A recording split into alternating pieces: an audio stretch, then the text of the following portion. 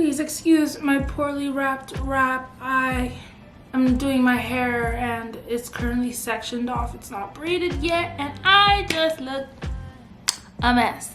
So again, like I said in my last video, let's just normalize black girls and black women not always being at their tip-top shape, you know?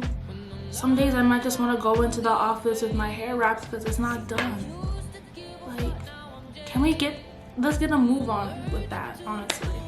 Hello, welcome back to my channel. If you're new here, welcome to my channel. My name is Hafeezat. I am a current events and lifestyle blogger, vlogger, YouTuber, Instagrammer, social media marketing extraordinaire.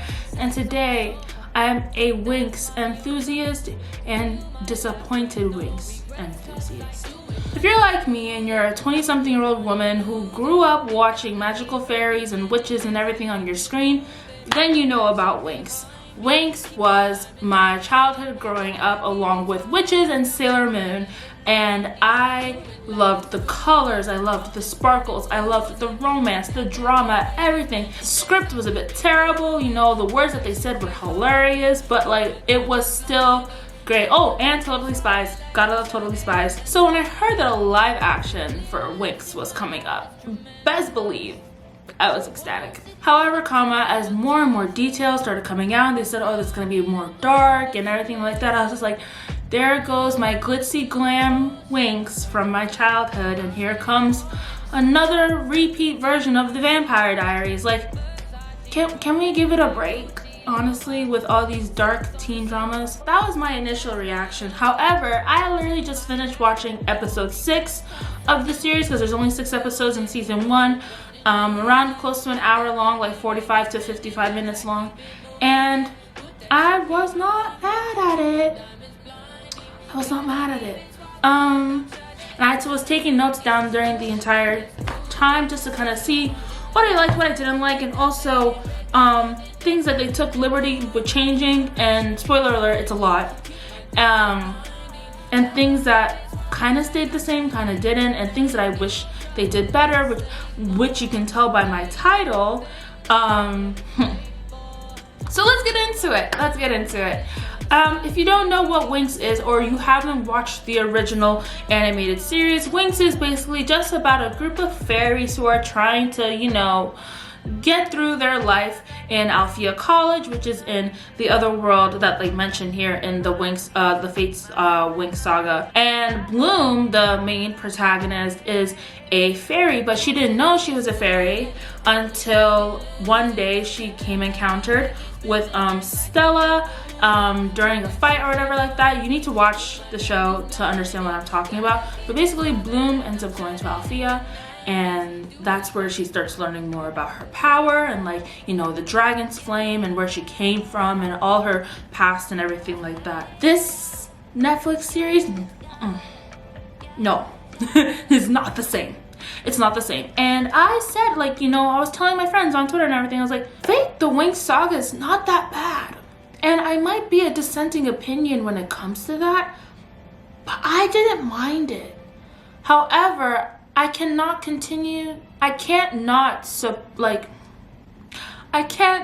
continue to immediately compare it to its source material because there's still so many elements within the new one that hark back to the old one. The dragon's flame, all of the characters' names, the name of the college, etc. Like, we know that this is supposed to be an adaptation of the original series. However, it's completely on its own, and I wish if they had marketed it as a standalone, or maybe tried to change the names or whatever like that, I think it could have done a lot better for the demographic that they're trying to send it towards, which is, like, you know, older teens, young adults. So that's just like my original take on it.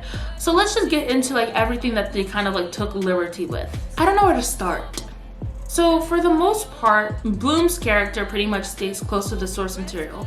They kind of changed her story with her about, like, you know, being a changeling and like not knowing that she was adopted, whereas in the animation she knew that she was adopted. But for the most part, she's pretty much the same, you know, girl trying to figure out her past and find out who she really is. But for everybody else, that's where it changes. Most notably, the cast is very white. We don't have our East Asian queen Musa, and we do not have our Latina queen Flora.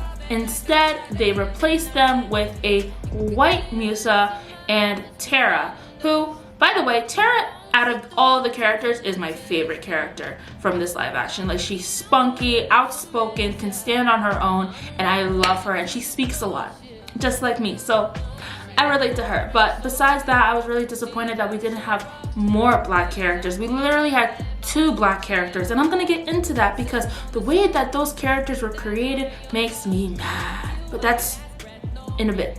They really did not use the source material, I guess, in which that they could have, but then it probably would have been a bit harder, you know, trying to get all the glitz and glamour and magic that is Winx into something live, which is probably why they took the more darker route, so that way they could bring the elements again of, like, you know, Vampire Diaries, the originals, Charmed, you know, Buffy the Vampire Slayer, all of those types of shows that were, like, you know, 90s, early 2000s that we watched and people older than us watched.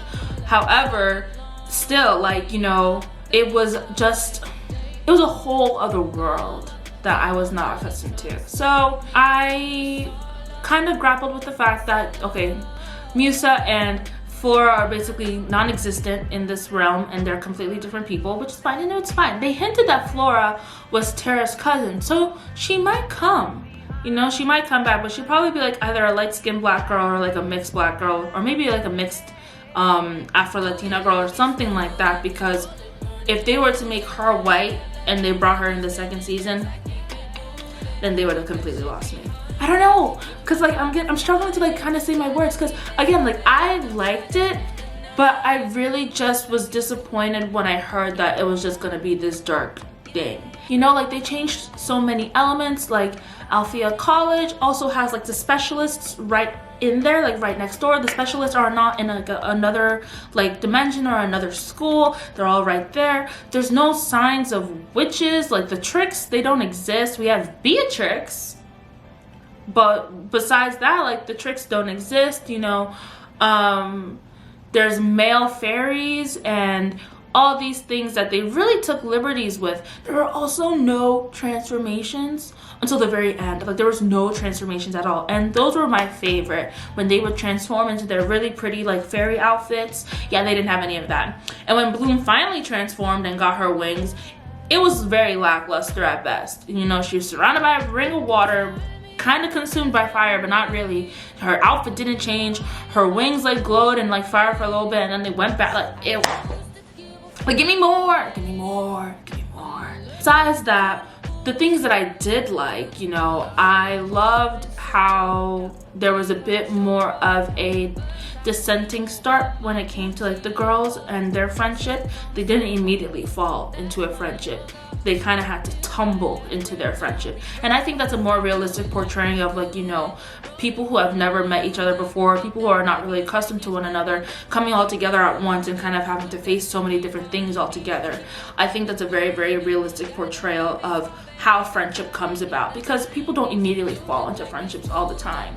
So there's definitely a realism in that I liked. I also loved Musa. Even though that Musa was not portrayed as an East Asian character, what I did like about her was I liked her power as a mind fairy. I liked her being an empath, because I loved like Musa as a sound fairy. Or like a music fairy. However, I liked the idea of being able to kind of read emotions and read the room, because you can tell then when somebody's lying to you, when they're not lying to you. You can tell when somebody's presence is about and everything like that, but then it also becomes a bit burdensome since you can feel everything. And that's why she had to get like her headphones in and whatnot. And they kept the element of music in that sense by allowing her to have her headphones. So I did like Musa. I also love that Musa was able to find love. You know, I am a sucker for romances, and her and Sam are like the cutest couple ever in that show. And if they do something to break them up in the next season, I will have words. I will have words. Like I said, Tara was also my best. Like, she was the best character, I think, out of all of them. Like I said, she stood her ground. She was completely badass. Her vines just coming out, like, you know, snatching people up, like, period, like, yes. And I don't think that she deserved what she got, you know, in terms of, like, you know, the fat phobia and everything like that, and like the string along, all those things, but at the same time she was still able to kind of hold her own, and I think that's really, really powerful. I feel as if they made Stella a bit more of a bitch than she usually is, because like Stella is a little bitch like in the animated series, because like, you know, she is the princess of Solaria, and you know, she gets what she wants and everything like that. She's a little crybaby, but they made her a bit more stuck up and whatnot in the show. However, we learn to know why she's as stuck up as she is, but still I don't know why they did that to her, like, completely. Also, the storyline between her and Sky made me mad, because I know back in the animated series, her man Brandon pretends to be Prince Sky in order to keep Prince Sky protected. So Stella thinks that she's dating Sky until she realizes, no, I'm dating Brandon. However, in the live, they make Sky and Stella have a past, and I was just like, why? And then they got back together, and I was like, no, I don't like that. Like, you need to be with Bloom. Go with Bloom. I don't like that. I didn't like that. So I was happy when they broke up again, and I was happy when Sky and Bloom kissed. That was making me very happy, because I was like, again, yay, romance. I love romance. I do feel a little bit bad for Stella though. Her mom is a psycho. She's a psycho. Okay, now let's get into my fellow black people of this show, Aisha and Dane. Oh, I'm so disappointed. I am so disappointed. The one time that Netflix actually decides to cast a dark-skinned black woman in a role in these types of shows, and she's made the little dutiful helper to anyone and everybody that she's around. I'm sorry, we are not your therapist. We are not your right-hand men / women. We are more than that, and we deserve our own stories. Aisha literally did not have a story arc. Every other person had some sort of their background come to the front. Aisha's background is unknown. Back in the animation, Aisha is the crown princess of Andros. She's badass. She sticks her ground. She speaks up for who she is and everything like that. She would even go at great lengths to protect her friends and whatnot, even if it means breaking the rules. In this live action, Aisha is the only one who comes to save everybody when everybody's in danger. She's the dutiful helper, and if she thinks that something's gonna go wrong, she will tell the authorities. She's a snitch. They made her a snitch. I don't like that. She's very powerful, but they kind of give her this complex that, like, you know, she feels like she needs to be right with everything, and that makes her a little annoying, and I don't like that, because Aisha's not annoying. And they made the only black girl in this show the annoying one, the annoying goody two shoes. Who likes that type of person? Who wants to identify with that type of person? Not me, definitely not other people. And yet they did that. Like I said, she had no story arc.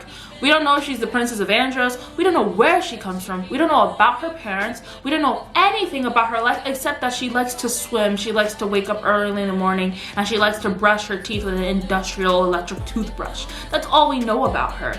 They did not flesh out her character one bit. So I feel very, very like this was give me a token type thing. I felt like, oh, we give you a darkie, you should be happy.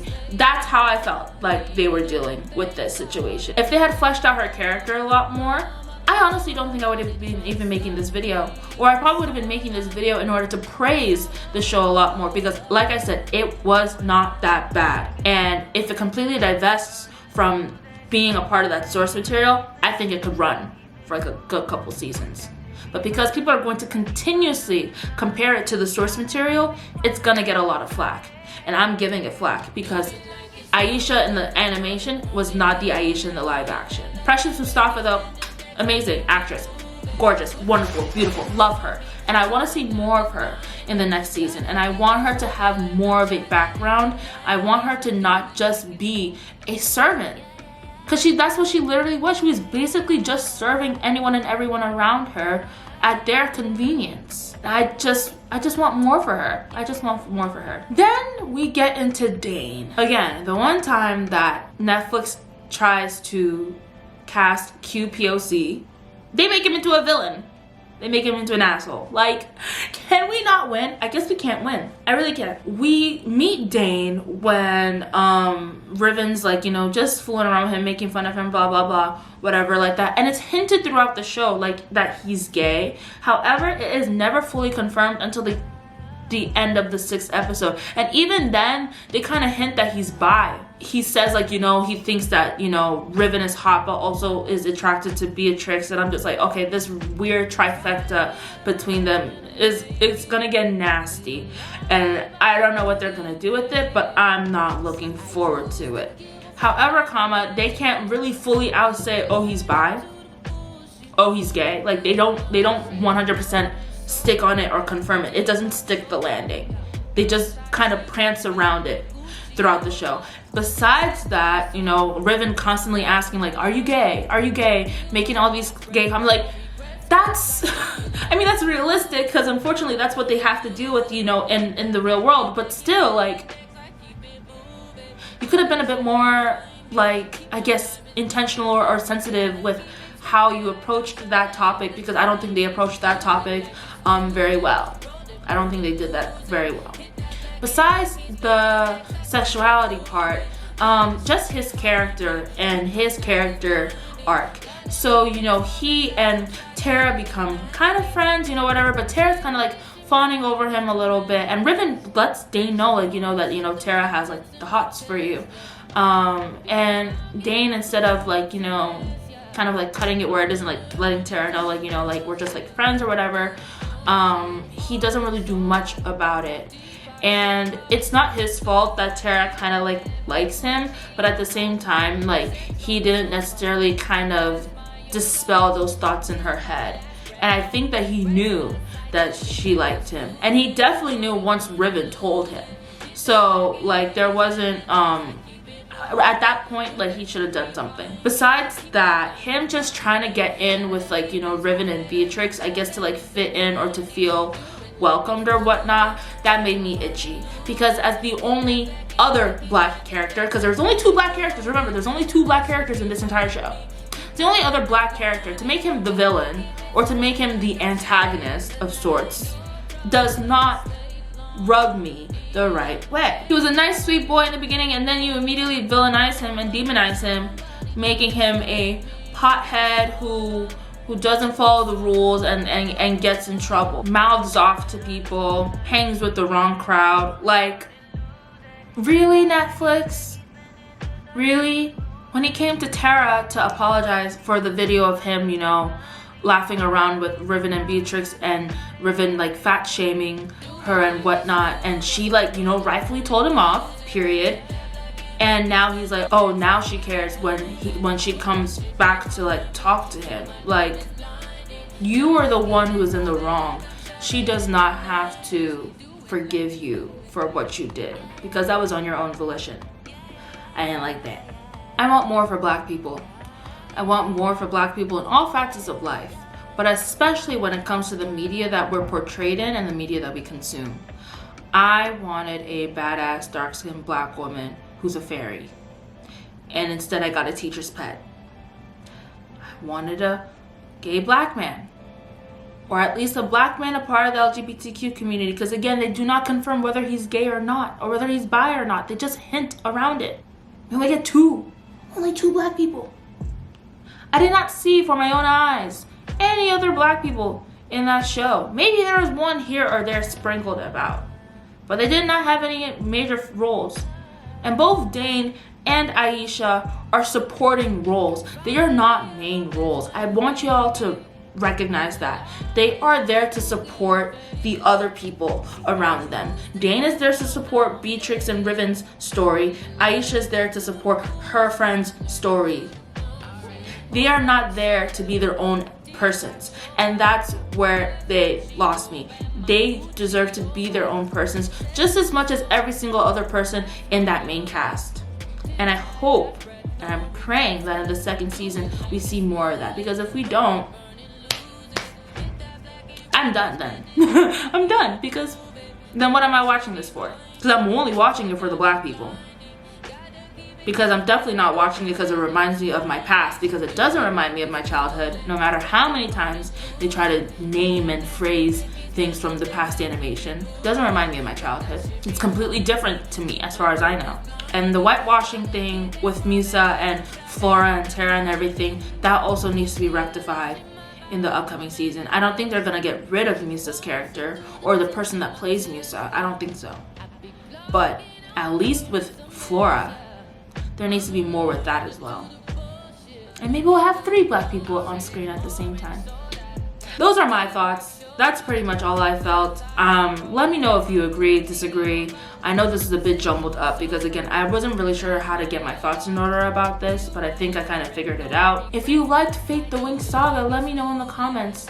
Like I said, I didn't think it was terrible. So let me know what you think. If you didn't like it, tell me why in the comments as well. I've read some reviews and everything already. There's kind of like mixed reviews about it.